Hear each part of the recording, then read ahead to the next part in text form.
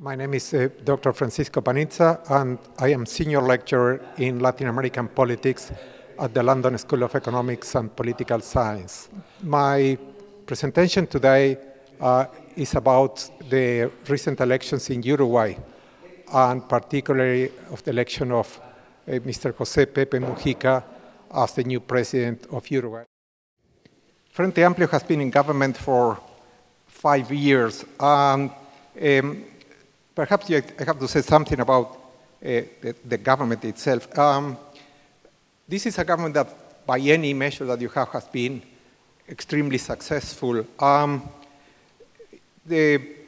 it has been successful? Well, for a number of reasons. First, because it managed to get very high levels of economic growth, about 6% on average between 2005 and 2008, combined with very strong social policies, tax reform, health reform, investment in education, falling unemployment, increasing real wages, falling poverty, falling indigency. So the government is extremely popular in that sense.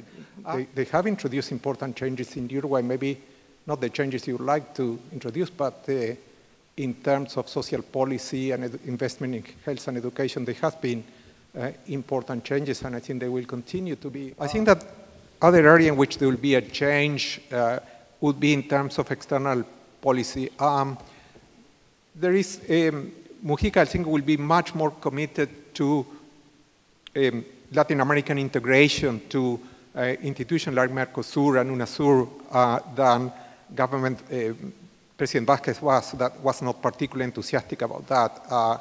And one of his first priorities would be to reconstitute links with Argentina, relation with Argentina that has been seriously damaged for an episode about pulp mills that were built in the Uruguayan side of the Uruguayan River. So he would be very, very much part of another sort of a driver of Latin American integration. I think that would be probably his top priority.